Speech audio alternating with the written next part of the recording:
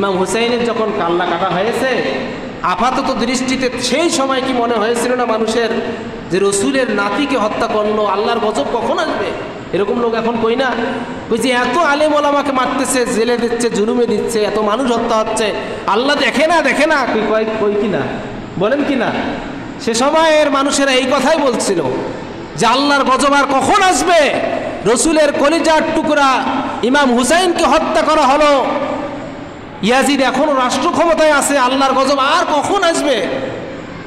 কিন্তু ইতিহাস সাক্ষী, সেই সময় আপাতত দৃষ্টিতে মনে হয়েছিল যে ইয়াজিদ বোধহয় বিজয় হয়েছে, কিন্তু আসলে কিয়ামত পর্যন্ত স্বর্ণ অক্ষরে লেখা থাকবে ইয়াজিদের পরাজয় হয়েছে। ইমাম হুসাইন মানুষের কলিজার ভালো। মুহররমের প্রকৃত শিক্ষা শুধু রোজা রাখা নয়, মুহররমের প্রকৃত শিক্ষা শুধু রাতে মিলাদ করা নয়, মুহররমের প্রকৃত শিক্ষা শুধু হায় হাসান আর হুসাইন করে বুক চাপড়ে ফিনকি দিয়ে রক্ত দিয়ে ইমাম হুসাইনের একেবারে বিরাট বিরাট মিছিল করে, তাজিয়া তাজে গান করে গোটা পৃথিবী মাতোয়ারা করে দেওয়া শুধুই মুহররমের শিক্ষা নয়।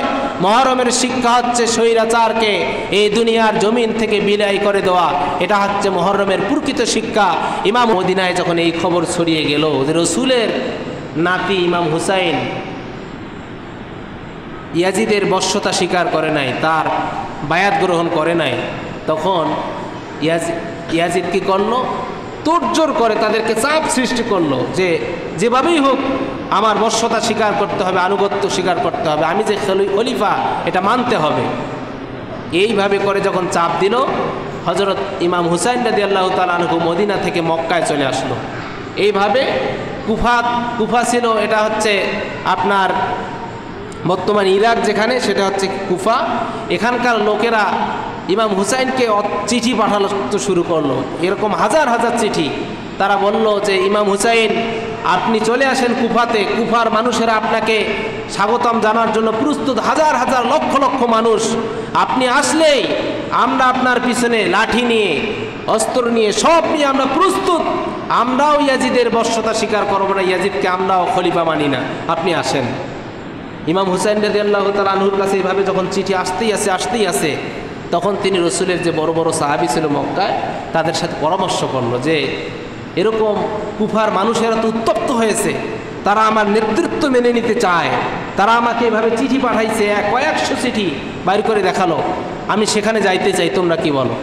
রসুলের বিশিষ্ট সাহাবীরা তারা বলেছে যে হুসাইন, এই কুফার মানুষেরা মুনাফিক, তারা এর আগেও আপনার ভাইকে বিষপান করে মেরেছে এবং আপনার পিতা আলীর সাথে তারা বেঈমানি করেছে, সুতরাং আপনি তাদের পাঠানো চিঠি এটা দেখে আপনি সেখানে যান না, তারা আপনাকে পরিকল্পিতভাবে হত্যাও করতে পারে বা তারা আপনার কথা নাও মানতে পারে। এইভাবে বাধা করল।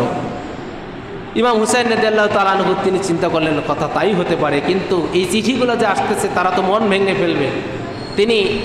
তারা যে তার পক্ষে আছে কিনা কুফার মানুষেরা, এইটার সত্যতা যাচাই করার জন্য তার আপন চাচাতো ভাই মুসলিম ইবনে আকিলকে পাঠাই দিলেন যে দেখো তো কুফার মানুষেরা কি সত্যি সত্যি আমাকে চায়, নাকি তাদের এই চিঠির পিছনে অন্য কোনো রহস্য লুকিয়ে আছে। তিনি তার বিশ্বস্ত সাহাবী মুসলিম ইবনে আকিলকে পাঠিয়ে যখন দিল, কুফার মানুষেরা একজন রাজাকে পাইলে যেমন খুশি হয়, মরুর প্রান্তরে পানি পাইলে যেমন মানুষেরা খুশি হয়ে যায়, ঠিক কুফার মানুষেরা মুসলিম ইবনে আকিলকে পাওয়ার পর এরকম খুশি হয়ে গেল। এত বেশি পরিবেশ, তার মানে কি ইমাম হুসাইন আসার সঙ্গে সঙ্গেই মনে হয় সেখানে রাজত্ব কায়েম হয়ে যাবে, খেলাফত ব্যবস্থা শুরু হয়ে যাবে। এরকম একটা পরিবেশ যখন মুসলিম ইবনে আকিল পাইল, মুসলিম ইবনে আকিল চিঠি পাঠাই দিল হযরত ইমাম হুসাইনকে, আপনি আসেন, এখানের পরিবেশ আসলেই ভালো, তারা আপনাকে চিঠিতে যা লিখেছে সেরকমই পরিবেশ আমি এখানে পাইলাম। চিঠি পাঠাই দিছে, চিঠি কিন্তু আসতেছে। এই খবর চলে গেছে ইয়াজিদের কাছে। ইয়াজিদ সিরিয়া থেকে এই খবর পাওয়ার সঙ্গে সঙ্গে কুফাতে যে গভর্নর ছিল সে ছিল একজন ভালো মানুষ, অনেক এমপি মন্ত্রী ভালো থাকে না, তার ছত্রছায়ায় ওই এলাকায় ইসলামী আন্দোলন হয়, তারপর ওয়াজ মাহফিল হয়, সব করতে দেয়। আবার অনেক চেয়ারম্যানের অধীনে দেখবেন যে একটা মাহফিল করারও পরামর্শ পাওয়া যায় না, মানে অনুমতি পাওয়া যায় না, এরকম আছে কিনা? তো মুসলিম ইবনে আকিল সে মুসলিম ইবনে জিয়াদ সে একজন ভালো মানুষ, সরি নোমান ইবনে বশির ছিল সেখানকার গভর্নর। নোমান ইবনে বশির খুবই ভালো মানুষ ছিল। সে চিন্তা করলো ইয়াজিদ যে আমার প্রেরিত একজন গভর্নর থাকা সত্ত্বে কিভাবে কুফাবাসীরা মানে ইমাম হুসাইনকে এত চিঠি পাঠায় এবং তার নেতৃত্ব মেনে নেয়। সে তাড়াতাড়ি রাতারাতি তার মানে গভর্নর খারিজ করে দিল, এটা বাতিল করে দিয়ে সেই স্থানে উবাইদুল্লাহ ইবনে জিয়াদকে পাঠাই দিল। যেভাবে হোক তুমি আজকে থেকে ওখানকার গভর্নর, এবং সেখানে যাওয়ার পরে ইমাম হুসাইন যদি আমার বর্ষতা স্বীকার না করে তাহলে যেভাবেই হোক তাকে বর্ষতা স্বীকার করাইতেই হবে। এইভাবে মুসলিম ইবনে আকিলের চিঠি চলে এসেছে। চিঠি পাওয়ার সঙ্গে সঙ্গে হযরত ইমাম হুসাইন রাদিয়াল্লাহু তাআলা আনহু এবং তার সাথে ৭০ জন নারী পুরুষ তারা রওনা দিল কুফার দিকে। এক রাতের ব্যবধানে যখন গভর্নরকে বরখাস্ত করার পরে নতুন গভর্নর নিযুক্ত দিল, এক রাতেই কুফাবাসী শান্ত হয়ে গেল। পরের দিনে মুসলিম ইবনে আকিল রসুল যে ইমাম হুসাইন যে পাঠিয়ে দিয়েছে তার প্রতিনিধি চাচাতো ভাই, তাকে যে থাকার জায়গা দিবে এরকম একটা লোক আর খুঁজে পাওয়া গেল না। বিষয়টা চিন্তা করেন। তার মানে তাদের কুফাবাসীর চরিত্র ছিল অনেকটা আমাদের মতো, মানে আমরা যদি পরিবেশ ভালো পাই তাহলে নানাই তাকবীর আর আল্লাহু আকবার দিয়ে মাঠ গরম করে দিই। বক্তা চিন্তা করে বাপরে বাপ মুই কি ইমানদার, এরা তো মোসে বেশি ইমানদার। আর কিছুক্ষণ পরে তাকবীর শোনার পরে যদি বক্তাকে অ্যারেস্ট করার জন্য পুলিশ আইসে তাহলে মাঠত একটা লোক খুঁজে পাওয়া যায় না, ঠিক কিনা? ইয়াজিদ যখন রাতারাতি নোমান ইবনে বশিরকে বরখাস্ত করার পরে উবাইদুল্লাহ ইবনে জিয়াদকে সেই স্থানে গভর্নর করে পাঠাই দিল, তখন উবাইদুল্লাহ ইবনে জিয়াদ আসার পরে মানে তালিকা করলো, তালিকা যে কে কে ইয়াজিদের প্রতিনিধি মুসলিম ইবনে আকিলের পক্ষে কে কে কথা বলেছে, এরকম তালিকা যখনই শুরু করছে সবাই বলছে না না আমরা এগুলো ছিলাম না। অবশেষে মুসলিম ইবনে আকিলকে তারা রাতারাতি একটা বড় বিল্ডিংয়ে উঠিয়ে ইমাম হুসাইনের প্রতিনিধিকে বিল্ডিং থেকে মানে ফেলাই দিয়ে তাকে হত্যা করলো। ইমাম হুসাইন তো জানে যে পরিবেশ খুব ভালো, উনি তো আর জানে না যে এখন পরিবেশ খারাপ হয়েছে এক রাতের ব্যবধানে। ইমাম হুসাইন যখন আসতেছে কোনোভাবেই যেন কুফায় ঢুকতে না পারে, এজন্য উবাইদুল্লাহ ইবনে জিয়াদ সে 4000 সেনাবাহিনী পাঠিয়ে দিয়েছে। 4000 সেনাবাহিনী পথিমধ্যে ইমাম হুসাইনকে কারবালার প্রান্তক নামক জায়গায় তাদেরকে তাদের পথযাত্রায় স্তব্ধ করে দিল। ইমাম হুসাইন বুঝতে পারল যে আমাকে তারা শহীদ করবে, আমার সাথে তারা যুদ্ধ করবে। ইমাম হুসাইন তাদেরকে 3টা প্রস্তাব দিল। একটা প্রস্তাব হচ্ছে তিনি বুঝতে পারলেন যে কুফাবাসী আর আগের মতো নাই, তারা পাল্টে গিয়েছে। তিনি বলল তোমরা আমার সাথে যুদ্ধ করতে এসেছো, আমি কিন্তু তোমাদের সাথে যুদ্ধ করার জন্য আসি নাই। আর যুদ্ধ করতে আসলে আমার সাথে কোনো অস্ত্রও নাই, তোমরা আমাকে মদিনায় আবার ফিরে যাইতে দাও। যদি মদিনায় ফিরে যাইতে না দাও তাহলে আমাকে এমন একটি রাষ্ট্রের কাছে নিয়ে যাও যেটা মুসলিম রাষ্ট্র, সেখানে গিয়ে আমি ইসলাম প্রচার করতে করতে আমার বাকি জীবনটা শেষ করে দেব। আর যদি সেটাও তোমরা না করো তাহলে তোমাদের যে নেতা ইয়াজিদ তার কাছে আমাকে নিয়ে যাও, তার সাথে আমার কিছু কথা আছে, বোঝাপড়া আছে। সেখানে যাওয়ার পরে তার মতের সাথে আমার কথা যদি মেলে তাহলে আমি তার নেতৃত্ব স্বীকার করব, তার আনুগত্য স্বীকার করব। তারা বলল যে না, আপনাকে এইখানেই বর্ষতা স্বীকার করতে হবে, আনুগত্য স্বীকার করতে হবে। এই ইমাম হুসাইনের সহযোদ্ধা নারী এবং পুরুষ সকলকেই তারা হত্যা করল উবাইদুল্লাহ ইবনে জিয়াদের নেতৃত্বে। ইমাম হুসাইন রাদিয়াল্লাহু তাআলা আনহু দেখলেন একাকী তিনি তখন যুদ্ধ করতে করতে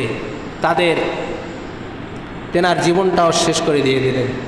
আমি শেষ কথা বলি, যখন ইমাম হুসাইনকে তার মস্তক থেকে, তার শরীর থেকে তার মাথাটা আলাদা করা হয়, এই সময়টা ছিল জহরের সময়, আজান দিচ্ছে।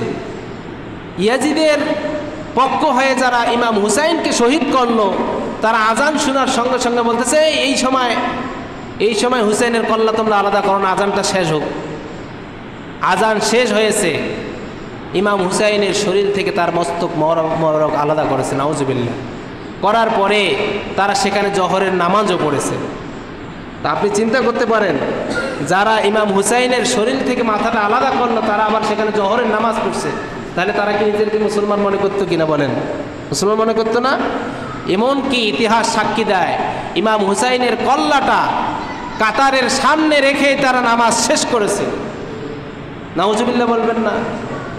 আজকে যারা এদেশের ইসলামী আন্দোলনের মানুষদের উপর নির্যাতন চালাচ্ছে, নিপীড়ন চালাচ্ছে, এরাও কিন্তু নামাজ পড়ে। এরা মনে করে আমরা তো মুসলমান, আমরা মুসলমান না, কায় মুসলমান? ফের আবার নামাজ পড়ে ওরা। ফের আবার যখন মাহফিল করি, মাহফিলের প্রধান অতিথি ওরাই হয় কি না বলেন?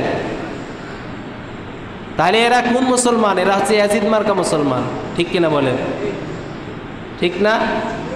সুতরাং ইমাম হুসাইন রাদিয়াল্লাহু তাআলা আনহু তিনি শাহাদাত বরণ করেছে, তিনি একজন খাঁটি মুসলমান ছিল।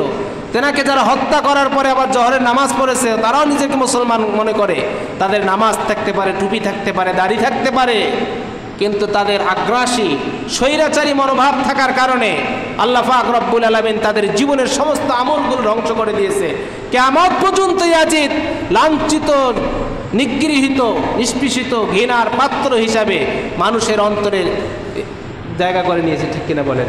সুতরাং আমরা যারা এখনো ভুলের মধ্যে আছি যে নামাজ, রোজা, টুপি, দাড়ির মধ্যেই ইসলাম, আমি আমার ভোট কাকে দেই, আমার রাজনীতি কার পক্ষে করি, এইটা চিন্তা এখনো যারা আছি, বিশ্বাস করেন সারা জীবন নামাজ পড়লাম, সারা জীবন রোজা রাখলাম, রাজনীতিটা যদি জালিমের পক্ষে হয়, স্বৈরাচারের পক্ষে হয়, যারা কেমন আছি বলে আলহামদুলিল্লাহ পড়লে যাদের গা জ্বলে, এদের পক্ষে যদি আমাদের ভোটটা যায়, আমাদের জীবনের সমস্ত আমল বিফলে যাবে, জাহান্নাম যেতেই হবে, নিঃসন্দেহে জাহান্নামী হতে হবে। আল্লাহ তাআলা তো বলেছেন, কুল হাল উনাব্বিউকুম বিল আখসারিনা আমালা, আহে রাসূল আমি কি আপনাকে বলবো না আমলের দিক থেকে কারা ক্ষতিগ্রস্ত? আল্লাযীনা দাল্লা সাইয়ুহুম ফিল হায়াতিদ দুনিয়া ওয়া হুম ইয়াহসাবুনা আন্নাহুম ইহসিনুনা সুনআ, যারা তাদের জীবনের সমস্ত কাজগুলোই ছিল বিফলে, দল্লা, পথভ্রষ্ট, কিন্তু তারা মনে করত তারা সঠিক পথেই আছে। এই সমস্ত লোকেরা কি মনে করে না আমরা সঠিক পথে আছি? কয় কি আমি কাবিখার কত টাকা দিলাম মসজিদে, কত মন্দির তৈরি করে দিলাম, কত ঈদগাহ ময়দান তৈরি করে দিলাম, আমি মুসলমান নয়, বা আসলেই মুসলমান নয়। সুতরাং সম্মানিত উপস্থিতি, এই কারবালার শিক্ষা হচ্ছে স্বৈরাচারকে পতন করার শিক্ষা। ইমাম হুসাইন যখন ইন্তেকাল করেছে তখন আপাতত মনে হয়েছে কি ইয়াজিদ জয়ী হয়েছে কিনা বলেন? আচ্ছা বলেন, ইমাম হুসাইনের যখন কাল্লা কাটা হয়েছে আপাতত দৃষ্টিতে সেই সময় কি মনে হয়েছিল না মানুষের যে রসুলের নাতিকে হত্যা করলো, আল্লাহর গজব কখন আসবে? এরকম লোক এখন কই না? ওই যে এত আলেম ওলামাকে মারতেছে, জেলে দিচ্ছে, জুলুমে দিচ্ছে, এত মানুষ হত্যা হচ্ছে, আল্লাহ দেখে না কই কিনা বলেন কিনা? সে সময়ের মানুষেরা এই কথাই বলছিল যে আল্লাহর গজব আর কখন আসবে? রসুলের কলিজার টুকরা ইমাম হুসাইনকে হত্যা করা হলো, ইয়াজিদ এখনো রাষ্ট্র ক্ষমতায় আছে, আল্লাহর গজব আর কখন আসবে? কিন্তু ইতিহাস সাক্ষী সেই সময় আপাতত দৃষ্টিতে মনে হয়েছিল যে ইয়াজিদ বোধহয় বিজয় হয়েছে, কিন্তু আসলে কিয়ামত পর্যন্ত স্বর্ণ অক্ষরে লেখা থাকবে ইয়াজিদের পরাজয় হয়েছে। ইমাম হুসাইন মানুষের কলিজার ভালোবাসার সুরে এখনো স্থান করে নিয়েছে, ঠিক কিনা বলেন? আজকে কোঠা আন্দোলনে যারা জীবন দিচ্ছে, আপনারা আমি মনে মনে ভাবতেছি হয়তো যে তারা জীবন দিচ্ছে, এরা আর কি আর করবে?